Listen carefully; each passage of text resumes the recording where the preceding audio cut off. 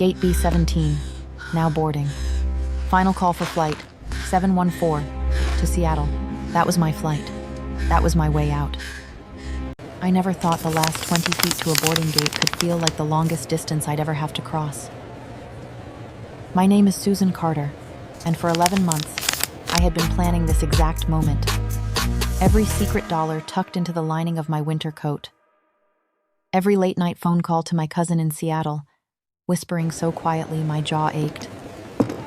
Every smile I faked across the dinner table, so Bryan wouldn't suspect a thing. I was wearing my beige trench coat over a plain white top and jeans. Nothing flashy. Nothing memorable. I wanted to look like every other tired traveler dragging a suitcase through the international terminal on a Thursday afternoon. My curls were pulled back, my eyes were swollen from 2 nights of no sleep, and my boarding pass was clutched so tightly in my hand that the ink had started to smear against my palm. 20 feet, that's all I had left. I could see the gate agent scanning tickets. I could hear the beep of each boarding pass. I counted every single one like a heartbeat. Beep. One more person safe on that plane. Beep. Another. Beep. My turn was coming. Freedom was 15 seconds away. Then I felt it. A hand. Tight around my arm. Fingers digging into the soft flesh, just above my elbow, with a grip I knew better than my own name. A grip that had left bruises shaped like fingerprints on my skin. So many times I'd stopped counting. He spun me around so hard my suitcase toppled sideways, cracking open on the polished terminal floor. Clothes spilled out across the tile. My toiletry bag skidded under a row of seats. And there he was. Bryan Sulek. He was wearing a dark t-shirt that stretched tight across his shoulders. His jaw clenched so hard, I could see the muscles twitching beneath his skin. His eyes were bloodshot and wild, that particular shade of fury I'd learned to read like a weather forecast. Storm coming. Take cover. Except there was no cover here. Not in the middle of a crowded airport terminal with fluorescent lights buzzing overhead and hundreds of strangers flowing past us like water around a rock. You think you're smart? His voice was low, controlled. That was the scariest version of Bryan, not the screaming, not the throwing things. The quiet, the hiss. You think you can just pack a bag and disappear on me? Bryan, let go of me. My voice came out smaller than I wanted it to. Please, people are watching. But that was the thing. People weren't watching. Not really. A woman in a business suit glanced over and immediately looked away. A father pulled his kid closer and walked faster. 2 college kids with headphones stared at their phones like their lives depended on it. Nobody wanted to get involved. Nobody ever does. You're not getting on that plane. He yanked me closer, his breath hot against my face. I could smell stale coffee and something metallic, like adrenaline given a scent. You don't leave me, Susan. I decide when this ends. My boarding pass crumpled in my fist. My eyes blurred. 11 months of planning, and it was all collapsing right here, right now, 20 feet from gate B17. I looked around desperately, silently begging someone, anyone, to step forward. A security guard stood 50 yards away, talking into his radio, facing the other direction. A family sat at the gate across from us, eating sandwiches, deliberately not looking. The gate agent for my flight was calling the final boarding names. Oblivious. The world kept moving. My world had stopped. Somebody help me, I whispered. Not even a real scream. Just a broken, desperate breath that barely made it past my lips. Bryan's grip tightened. He smiled. He actually smiled. And that's when I saw him. About 30 feet away, near the entrance to the private charter lounge, a man had stopped walking. He was tall, Korean, dressed in a dark navy suit, so perfectly tailored it looked like it had been sewn directly onto his body. His posture was rigid, military shoulders squared, chin slightly lifted, like a man who had never once in his life been told to sit down. Behind him stood 2 men in matching black suits, both carrying leather briefcases, both completely still, an entourage. The kind you don't see at airports unless someone very important or very dangerous is passing through. He wasn't rushing past. He wasn't looking away. He wasn't pretending he couldn't see what was happening. His dark eyes were fixed directly on Bryan's hand, the one wrapped around my arm, and his expression was something I couldn't quite read. Not anger. Not shock. Something colder. Something calculated. Like he was solving a math problem and had already arrived at the answer. If you're watching this right now, wherever you are in the world, I need you to subscribe and drop a comment telling me where you're watching from, because I would love to say hello to you, just to know how far our story is going. Because what happened next changed everything. And I need you to see what it looks like when power shifts in a single heartbeat. He lifted one hand slowly, deliberately, and he reached for the top button of his dress shirt. His fingers unfastened it with a calm, practiced motion, then loosened the dark silk tie, just enough to pull it an inch away from his throat. It was such a small gesture, but something about it made the air in that terminal shift.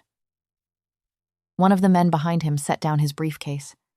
The other adjusted his stance, widening his feet slightly, like a soldier awaiting an order. And then the man in the navy suit started walking toward us. Not fast, not slow, steady. The kind of walk that says, I have already decided what happens next. Bryan didn't see him coming. He was too busy hissing threats into my ear, too busy squeezing my arm hard enough to make my fingers go numb.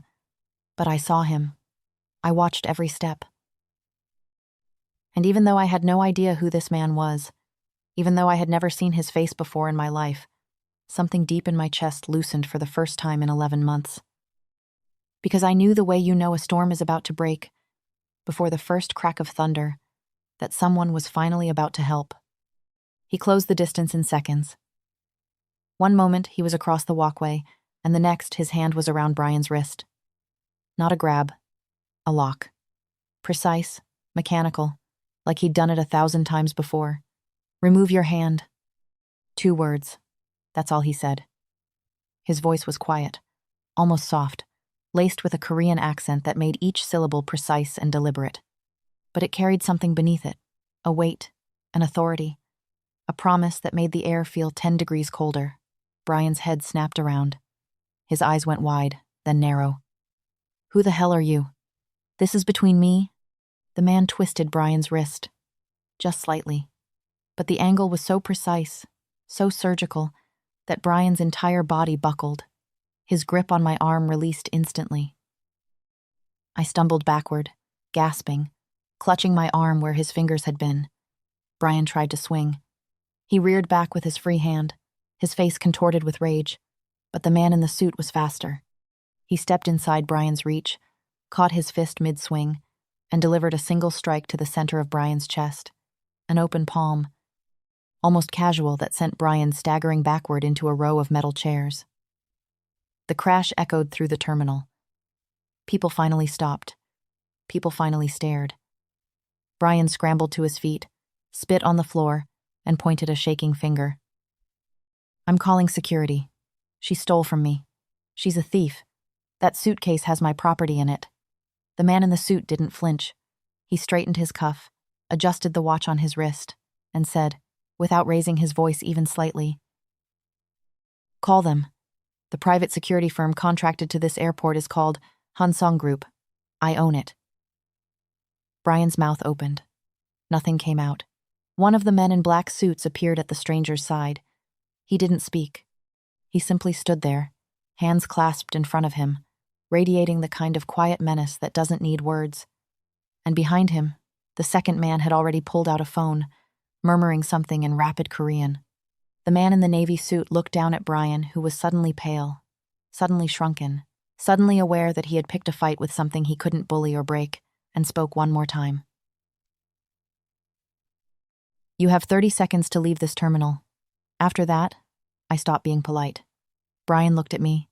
I looked back at him, and felt something shift, a wall going up inside my chest, thick and final. No fear, no guilt, nothing. He must have seen it in my eyes, because his face twisted into something ugly and broken. Then he turned and walked away fast, shoving through the crowd toward the parking garage, already pulling out his phone. Even in retreat, he was planning his next move. That was Bryan. He never stopped. I was shaking so badly I couldn't stand. My knees buckled right there in the middle of the terminal, and I would have hit the ground if the man hadn't reached out and caught my arm. Gently this time. So gently it almost made me cry. "Are you hurt?" I shook my head. I couldn't speak yet. My throat felt locked shut. He looked at the spilled suitcase, at my crumpled boarding pass, at the bruises already forming on my arm. Then he looked at the gate. The door to the jet bridge was closing. "My flight was gone. Your flight just left." "I know." My voice cracked. Everything I'd planned. Everything I'd saved. Gone in 90 seconds. He was quiet for a moment. Then he turned to the man at his side and said something in Korean. The man nodded once and walked toward the private charter lounge. "My plane leaves in 40 minutes, the man said, turning back to me. His expression had softened just barely, just at the edges, but enough that he looked almost human for the first time. "It goes where I tell it to go." "I can get you to Seattle." I stared at him. A stranger.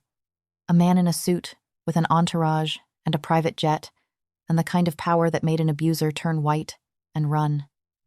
Every survival instinct I had screamed at me to say no. Every lesson Bryan had beaten into me said, "Don't trust men who offer things. There's always a price." But there was something in his eyes, not kindness, exactly. Something sharper. Something that said, "I have seen what that man is, and I have already decided he will never touch you again." "Who are you?" I whispered.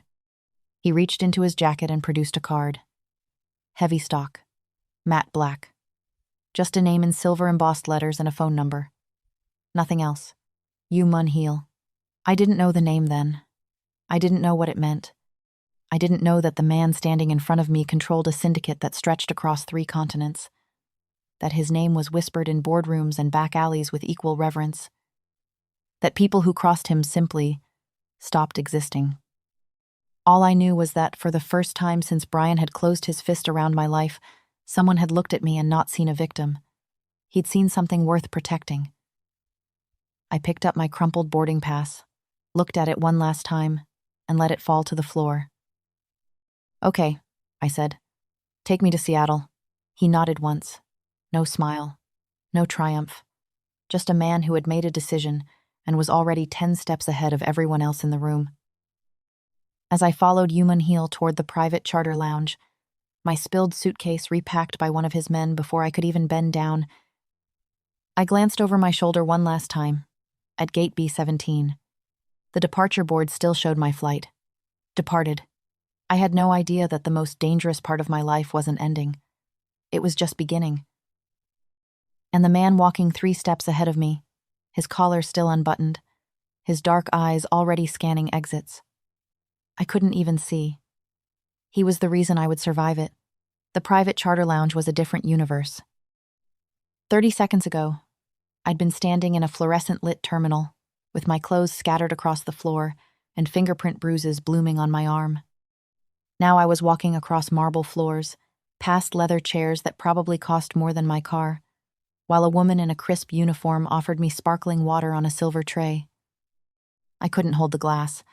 My hands were shaking too badly. She noticed, set the tray down without a word, and quietly disappeared. Yu Mun-Heel walked ahead of me, his phone already pressed to his ear. He spoke in rapid Korean, his voice low and clipped, issuing what sounded like a string of commands. I didn't understand a word, but I understood the tone. This was a man who gave orders the way most people breathed automatically, without effort, expecting oxygen every single time. One of his men had already collected my suitcase, repacked it, zipped it. It sat near the door now, looking neater than it had when I'd packed it myself at 3 a.m, 2 days ago, with tears streaming down my face and Bryan's snoring rattling through the bedroom wall. "The jet is fueled and ready," Mun-Heel said, turning back to me. He slipped his phone into his jacket pocket. "We'll be in the air in 20 minutes. I can't just..." I started, but I didn't even know how to finish the sentence. I can't just get on a private jet with a stranger. I can't just trust someone I met 6 minutes ago. I can't just accept that my entire escape plan fell apart and somehow landed me somewhere better. He tilted his head slightly. Just barely. Like he was studying me. You can, he said. And you will. Because that man walked straight to the parking garage and started making phone calls before he even reached his car. Within the hour, he will know which flight you were supposed to be on and where it was going. Your cousin in Seattle, he'll find her address. That's what men like him do. They don't stop. My blood went cold. He was right. I knew he was right, because I knew Bryan. 3 years of living inside that man's obsession had taught me exactly how far he'd go, how many lines he'd cross, how quickly he could turn a restraining order into toilet paper. How do you know about my cousin? I don't, Mun-Heel said calmly, but you were flying to Seattle with 1 suitcase and no return ticket. You're going to someone, and if I can figure that out in 30 seconds, so can he. I didn't have an argument. I didn't have a plan B. I didn't have anything, except a crumpled boarding pass I'd dropped on the terminal floor and a body that wouldn't stop trembling. So I got on the jet. It was smaller than I expected. Cream leather seats, dark wood accents, the faint scent of cedar, and something expensive I couldn't name. Mun-Heel sat across from me, his legs crossed, his collar still unbuttoned. He didn't speak for the first 40 minutes of the flight. Neither did I. I just stared out the window and watched the city I'd been trying to escape shrink into a grid of lights below us, and I cried. Quietly. Facing the glass so he wouldn't see. He saw anyway. A box of tissues appeared on the armrest beside me. I didn't see who put it there. I must have fallen asleep somewhere over the mountains, because the next thing I remember is waking up in a bed I didn't recognize. The sheets were white. Not apartment white, not motel white. The kind of white that feels heavy and cool against your skin. The kind that whispers money so softly you almost don't hear it. The pillows smelled like eucalyptus. Something clean and sharp. I sat up fast, my heart already hammering before my eyes finished adjusting to the light. The room was enormous. Floor-to-ceiling windows overlooking a sprawling city. Skyline glass towers catching the morning sun. Freeways threading between clusters of high-rises in the distance. The furniture was sleek, modern, all dark wood and brushed steel. There was a glass of water on the nightstand. A folded set of clothes on the chair by the door, soft gray sweater, black pants, still wrapped in tissue paper. My size. My suitcase sat unopened at the foot of the bed. I got up, crossed the room, and tried the door. It opened. That was the first surprise. The hallway beyond was long, polished concrete floors, lined with closed doors. I followed it to a staircase that curved down into an open living space, bigger than any apartment I'd ever rented. Windows everywhere, framing the city below. Modern art on the walls. A kitchen that looked like it belonged in a magazine. And standing at the counter, pouring coffee from a French press, like it was a Sunday morning and not whatever surreal nightmare I'd woken up inside, was Yu Mun-Heel. He'd changed. Dark slacks, a fitted black t-shirt that revealed more of his build than the suit had. I could see the edge of dark ink creeping above his collar tattoos, intricate and deliberate, disappearing beneath the fabric. His hair was still immaculate. His expression was still unreadable. "Good morning," he said. "Coffee? Where am I?" "Safe. That's not what I asked." He poured a second cup and set it on the counter. "You're at my home, a private compound on the eastern edge of the city. The property is gated, monitored, and staffed. No one enters without my knowledge." "I want to leave." He didn't flinch, didn't argue. He just picked up a tablet from the counter and slid it across to me. On the screen was a series of screenshots, text messages, social media posts, police report inquiries, all from the last 12 hours. Bryan had filed a missing persons report. He'd posted my photo on 3 platforms, claiming I'd been kidnapped by an unknown male at the airport. He'd contacted my employer. He'd contacted my landlord. He'd left 14 voicemails on my cousin's phone in Seattle, each one more threatening than the last. And at the bottom of the screen, a screenshot of a private investigator's invoice. Bryan had hired someone. The timestamp was 4 hours after I'd boarded Mun-Heel's jet. "He's not looking for you because he loves you," Mun-Heel said quietly. "He's looking for you because you left. And that is something his ego will never survive." I set the tablet down. My hands were shaking again. "How did you get all of this?" "I have resources." "What kind of resources?" He looked at me for a long moment. Not evasive, not apologetic, just direct, the way you'd look at someone before telling them something they weren't going to like. The kind that keep people like you alive. I stayed. Not because I trusted him, not because I felt safe, but because every alternative I could think of ended with Bryan's hand around my arm again. Or worse. So I stayed in the gated compound with the city skyline and the eucalyptus sheets, and the man who poured coffee like the world wasn't burning down around us. Over the next few days, I began to understand exactly who Yu Mun-Heel was. It started with the phone calls. They came constantly, at all hours. He'd step into his study, a dark-paneled room at the far end of the first floor, and close the door. But sometimes I'd catch fragments through the wall. His voice, usually so measured and controlled, would drop into something else entirely. Cold. Flat. The voice of a man accustomed to being obeyed without question and dealing with the consequences when he wasn't. One morning, 3 men arrived at the house in a black SUV. They were escorted into the study by Mun-Heel's right-hand man, a broad-shouldered Korean man named Jae-won, who moved like a shadow and never seemed to blink. I was sitting in the kitchen, eating toast, when I heard a sound like a chair being knocked over, followed by a sharp, strangled gasp. The study door opened 20 minutes later. 2 of the 3 men walked out. The third was being carried between them, his nose bleeding, his eyes unfocused. Mun-Heel appeared in the doorway behind them. He straightened his cuff, noticed me watching, and for just a fraction of a second, something flickered across his face. Not guilt. Something closer to awareness. An acknowledgement that I had just seen a piece of him he hadn't intended to show yet. "A business disagreement," he said. I didn't respond. I just held my toast and stared. But here's the thing that kept me off balance. The thing that made it impossible to simply categorize this man and file him away as another dangerous figure I needed to escape from.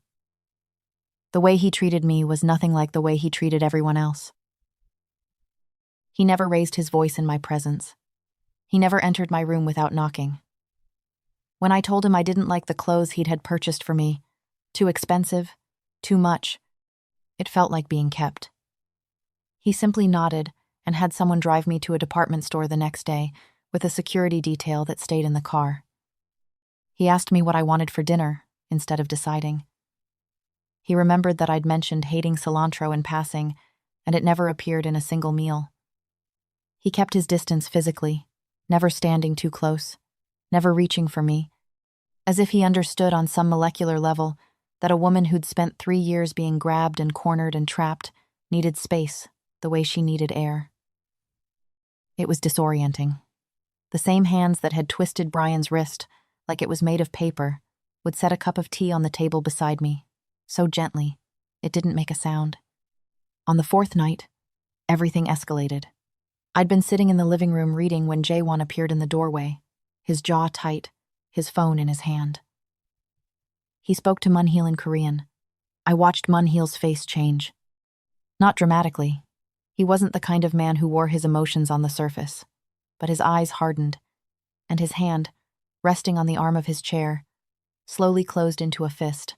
He turned to me. "Bryan accessed your old email account, the one linked to your bank." My stomach dropped.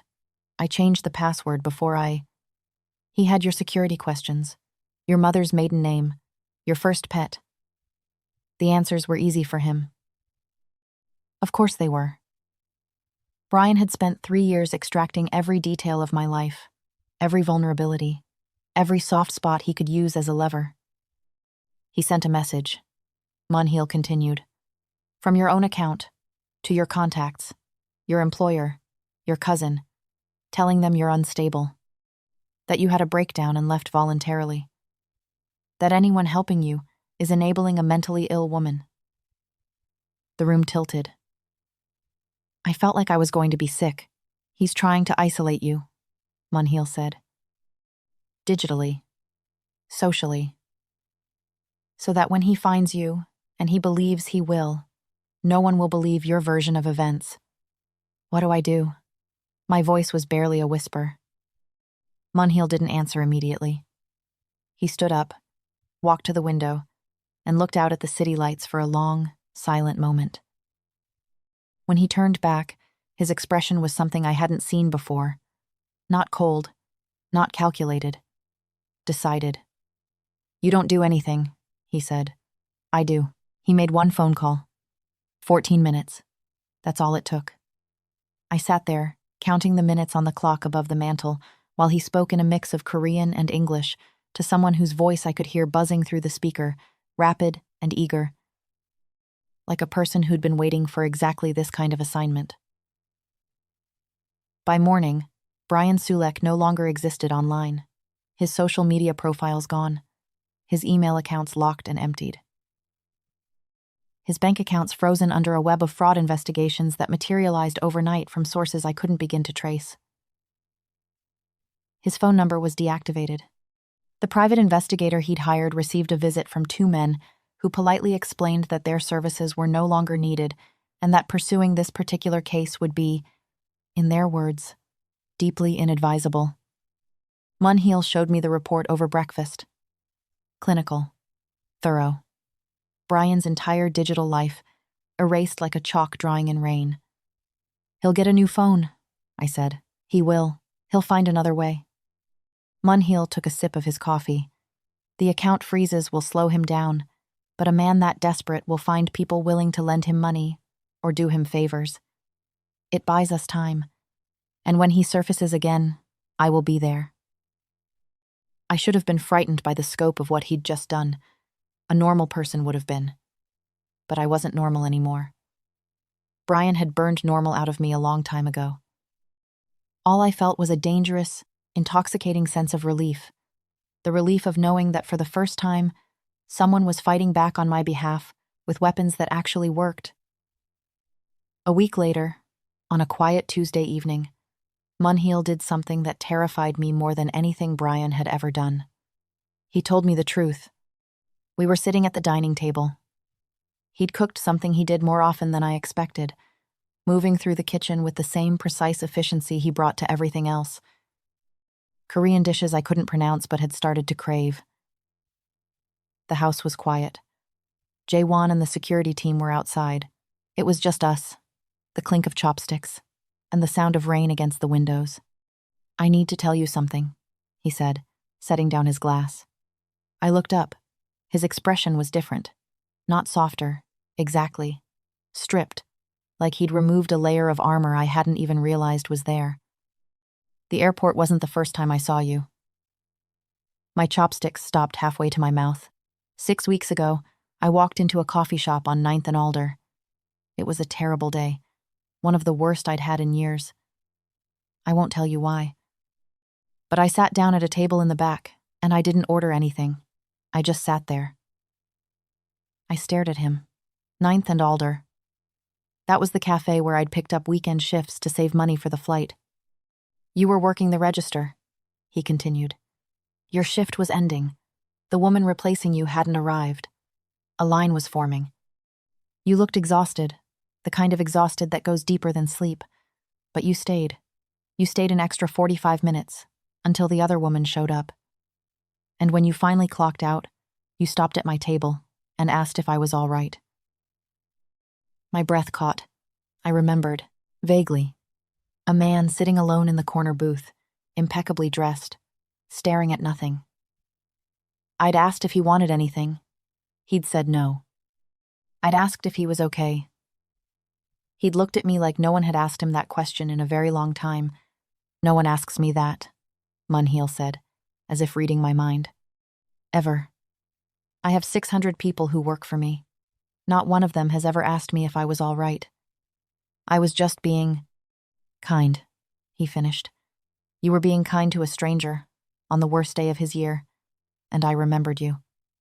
So I had my people find out who you were. Not to intrude, just to know. And what they found." He paused. His jaw tightened. "What they found was Bryan Sulek. The police reports you'd filed. The restraining order that was denied. The hospital visit you told the nurses was a fall down the stairs." Tears were sliding down my face. I couldn't stop them. "I had someone keeping an eye on you after that, from a distance. When I saw you at the airport with your suitcase, I knew what you were doing, and I was going to let you go. I was going to let you make your escape and disappear, and that would have been enough." His voice dropped, and then I saw him grab your arm. And something in me broke in a way I haven't felt in a very long time. The rain hammered against the windows. Neither of us moved. "So no," he said quietly. "I didn't stumble into your life by accident, Susan. I walked in on purpose, and I'm not walking out." I set down my chopsticks. I wiped my face with the back of my hand, and I said the only thing I could think of, the only honest thing I had left. "I don't know if I can trust you." "I know," he said. "But I'm going to earn it anyway." We sat there in the silence for a long time after that, the rain filling in the spaces where words weren't enough. And for the first time since I'd stepped into his world, I didn't want to leave. 3 weeks into my new life behind Mun-Heel's gates, I made the mistake of believing I was safe. It was a Thursday. I'd been to a department store once before with a full security detail, and nothing had happened. Maybe that's what made me careless. When Jae-won suggested I go again, I'd been wearing the same rotation of clothes for days. I agreed to let a junior guard named Park drive me to a small boutique in the city. "Low profile this time," Jae-won said. "Just Park. 30 minutes, in and out. There was nothing to worry about. I should have known better." In Bryan's world, there was always something to worry about. The boutique was quiet. A small place tucked between a bakery and a dry cleaner. The kind of shop where the bell above the door chimes when you walk in, and the owner knows your size by looking at you. Park stood near the entrance, scrolling his phone, one hand in his jacket pocket. I was in the back, holding a sweater up to my chest in front of a mirror, doing something so absurdly normal it almost made me cry shopping. Just shopping. Like a person who wasn't being hunted. I didn't notice Park step outside. I didn't hear the bell chime. What I heard was a car door slam. Close. Too close. And then the back entrance of the shop opened a door I hadn't even noticed, behind a curtain of hanging garment bags, and 2 men walked in. They weren't browsing. The first one was tall, thick-necked, wearing a windbreaker zipped to his chin. The second was shorter, faster, already moving toward me with something in his hand. A cloth, damp, chemical. I didn't need to see it clearly to know what it was. I dropped the sweater and screamed. The tall one grabbed my wrist. I kicked, connected with his shin, and he swore but didn't let go. The shorter one pressed the cloth toward my face. I twisted sideways, bit down on the hand, holding my wrist hard enough to taste blood, and threw myself backward into a rack of coats that crashed to the floor. The noise saved me. Jae-won materialized through the front door like something out of a nightmare. Their nightmare, not mine. He moved so fast I barely tracked it. One strike to the shorter man's throat sent him crumpling. The tall one released my wrist and reached for something at his waistband, but Jae-won was already inside his guard, driving a knee into his stomach and slamming his head against the countertop with a sound I will never forget. Both men were on the ground in under 8 seconds. Jae-won looked at me. His expression hadn't changed. Not even his breathing had changed. "Are you hurt?" I shook my head. I was sitting on the floor, surrounded by fallen coat hangers, shaking so violently my teeth were chattering. He pulled out his phone and made one call. When Mun-Heel's voice came through the speaker, I could hear it from 5 feet away, even though the volume wasn't on high. Not because he was shouting, because the silence between his words was so heavy it carried its own sound. "Where is Park?" Mun-Heel asked. Jae-won glanced toward the front of the shop. Through the window, I could see Park sitting in the driver's seat of the SUV, staring straight ahead, not moving, not coming in, not checking on me. "With the vehicle," Jae-won said. A long pause. Then Mun-Heel said something in Korean. 2 words. Jae-won's jaw tightened, and he ended the call. I never saw Park again. I never asked what happened to him. Some questions, I was learning, were better left in the dark. When Mun-Heel arrived 40 minutes later, he didn't come to the boutique. He sent 3 men to bring me to a car with tinted windows parked in an alley behind the building. He was in the back seat, still wearing his suit from whatever meeting he'd left in the middle of. His tie was loosened. His eyes found the red marks on my wrist before I could hide them. He didn't speak for a long time. He just looked at my wrist, then out the window, then back at my wrist. When he finally spoke, his voice was barely above a whisper. "This will not happen again." It wasn't a promise. It was a verdict. By the next morning, we were gone. The safe house was 3 hours outside the city, deep in the mountains, at the end of a road that stopped being paved about 20 minutes before you reached the gate. And there was a gate, tall, iron, monitored by cameras I could count, and cameras I couldn't. Beyond it, a winding gravel path through dense pine forest that opened onto a house built into the side of the mountain itself, stone and timber and glass. Nothing like the sleek city compound with its skyline views and polished concrete. This was a different kind of fortress, raw, remote, surrounded by wilderness so thick you could scream, and the trees would swallow the sound. Mun-Heel had the entire property swept before I stepped inside. Jae-won walked every room, checked every window, tested every lock. A perimeter team set up in the tree line. Motion sensors were buried in the ground along the access road. "How long?"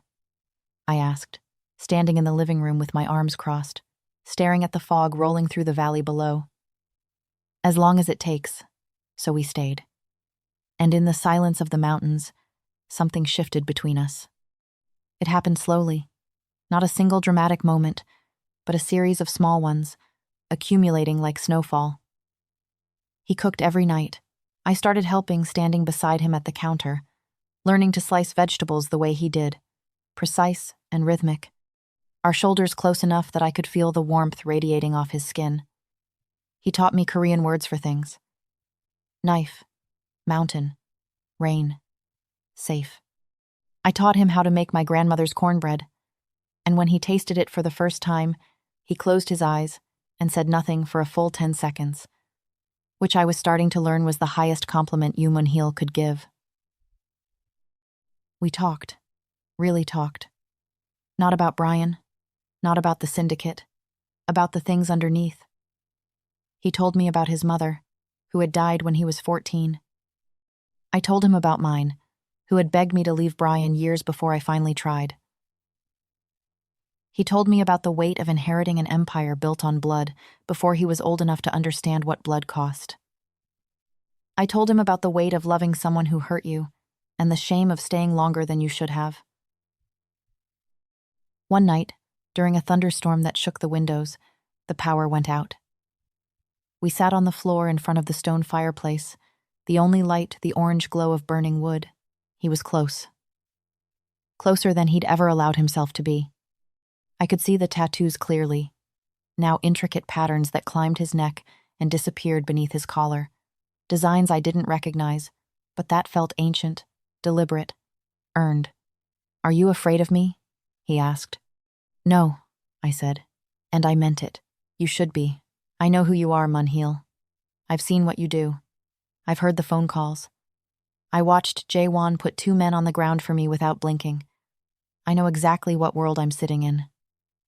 And you're the first person in my life who has used their power to protect me instead of control me. So no, I'm not afraid of you." He looked at the fire for a long time. Then he reached over and took my hand, gently, the way he always did everything when it came to me. Like I was something that had been broken too many times, and he was terrified of adding one more crack. I let him hold it, and I didn't pull away. 2 weeks later, Mun-Heel left for business. Seoul. 2 days, he promised. He took Jae-won with him, he always did for overseas trips. His right hand never left his side when crossing borders. The mountain perimeter team would stay behind. 8 men, armed, experienced. I would be safe. He was wrong. Bryan had been clawing his way back from the digital grave Mun-Heel had put him in. The bank freezes had held for weeks, but Bryan had never kept all his money in banks. He'd had cash stashed in storage units, owed favors from old gambling contacts, and had a cousin in Jersey who'd always turned a blind eye. He'd scraped together enough to make one desperate play. He found a rival syndicate, a smaller operation that had been looking for leverage against Mun-Heel's organization for years, and traded information for access. He gave them details about the guard rotations, about the perimeter sensors, about the one stretch of the eastern tree line where the camera coverage had a 12-second gap between sweeps. They came at night, 6 men, moving through the forest in the dark. They took out the eastern perimeter guard, silently, a tranquilizer, not a bullet, because they wanted to get in and out before anyone triggered an alarm. I was in the kitchen when I heard the glass break. Not a window. The back door. The reinforced glass panel beside it, shattered inward by something heavy. Cold air rushed in, and with it, a voice I hadn't heard in weeks but that lived in my bones like a scar. "Miss me, Susan?" Bryan stood in the doorway. He was thinner, harder. His eyes had a hollowed, desperate quality, like a man who had burned through every option and arrived at the last one. Behind him, 2 men I didn't recognize blocked the exit. My body locked. Every nerve, every muscle, every survival instinct I'd rebuilt over the past month collapsed in on itself, like a building losing its foundation. I was back in the apartment. I was back against the wall. I was the girl who couldn't scream. "You think some Korean gangster can hide you from me?" Bryan stepped closer. His hand reached for my arm, the same arm, always the same arm, and his fingers closed around it like a lock clicking shut. "I told you. I decide when this ends." A sound came from outside, then another, sharp, concussive, like a car backfiring in rapid succession. The 2 men behind Bryan exchanged glances. One of them pressed his earpiece and went pale. The front door exploded inward. Mun-Heel didn't walk in. He entered like weather, sudden, overwhelming, and violent. He was still wearing the suit from his flight, sleeves rolled to his elbows, collar open. I found out later that his security team at the compound had triggered a silent alarm the moment the eastern perimeter guard went dark. Mun-Heel's plane had been 4 hours into the flight to Seoul. He'd turned it around without a word. Jae-won had called ahead to a local crew. They'd been on the access road within the hour, and Mun-Heel had landed at a private strip 40 minutes behind them. He'd driven the rest himself. Jae-won was right behind him. He'd been on that plane, just as he always was. 2 more men from the local crew flanked the sides. Bryan's men reached for their weapons. They were too slow. Mun-Heel's team moved like a machine, precise, coordinated, brutal. Jae-won dropped the first with a strike so fast I only registered the aftermath. The second was slammed against the wall and pinned there with an arm across his throat. And then it was just Bryan, still holding my arm. Still standing in the kitchen of a mountain safe house he should never have been able to reach, staring at the man who had promised this would never happen again. Mun-Heel crossed the room in 4 steps. He didn't speak. He didn't warn. He grabbed Bryan's wrist and broke his grip the same way he had at the airport, except this time, he didn't stop there. He twisted Bryan's arm behind his back, drove him face first into the kitchen counter, and delivered 3 strikes in succession: ribs, kidney, the back of the knee that dropped Bryan to the floor like his strings had been cut. Bryan tried to get up. Mun-Heel put his foot on Bryan's chest and pressed down. Not enough to crush, just enough to pin. Just enough to make Bryan look up into the face of a man who had stopped pretending to be civilized. "I told you to leave the terminal," Mun-Heel said. His voice was quiet, terrifyingly quiet. "I told you 30 seconds. You should have listened." What happened next lasted less than a minute. I won't describe every detail, but I will tell you this. Yu Mun-Heel showed me exactly what he was that night. Every rumor I'd half heard, every implication I'd chosen to look past, every shadow that lived behind those controlled, careful eyes. He let all of it out in that kitchen, and when it was over, Bryan Sulik was not getting back up. Not that night. Not any night. Mun-Heel stood over him, breathing hard, his knuckles split, a spray of blood across his white shirt. He looked at me. And in his eyes I saw the thing he feared most, not Bryan, not the rival gang, not any of it. He was afraid that I would look at him the way everyone else did. With horror. With revulsion. With the understanding that I was standing in a room with a monster. I walked toward him. My legs were unsteady. My arm was throbbing where Bryan had grabbed me one final time. But I walked toward him, and I took his bleeding hand in both of mine, and I held it. "Thank you," I said. He exhaled. A long, shuddering breath, like a man surfacing after being held underwater for years. That was the night I stopped running. 6 months later, I stood in the lobby of the Hanseong Group headquarters in Seoul. The building was glass and steel. 52 stories of legitimate business layered over an empire that operated in shadows most people would never see. I was wearing a tailored black dress, heels that clicked against the marble floor, and a look on my face that would have been unrecognizable to the woman who'd clutched a boarding pass at Gate B17 with smeared ink on her palms. Jaewon walked 2 steps behind me, not because I needed protection anymore, because that was the protocol. Because I was no longer the woman Mun-Heel was shielding. I was the woman standing beside him. Some nights I still woke up gasping, reaching for a door to run through, but Mun-Heel was always there. A hand on my back, a voice in the dark, steady, patient, present in a way Bryan never was, in a way no one had ever been. I knew what the world would call me. I knew the judgments, the whispers, a woman who fell in love with a crime lord, a victim who traded one cage for another. But they didn't know what I knew. They hadn't felt what I'd felt. They hadn't watched a man tear his own humanity apart to keep them safe, and then sit across from them at breakfast the next morning, pouring coffee with steady hands, asking if they slept okay. Some monsters are the kind you run from, and some are the kind that stand between you and the dark and say, "Not her. Not ever." I chose mine, and I would choose him again.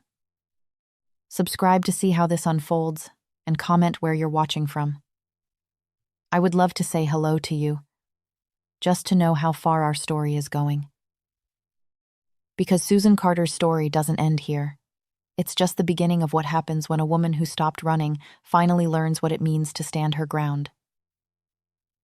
And the man beside her? He meant every single word.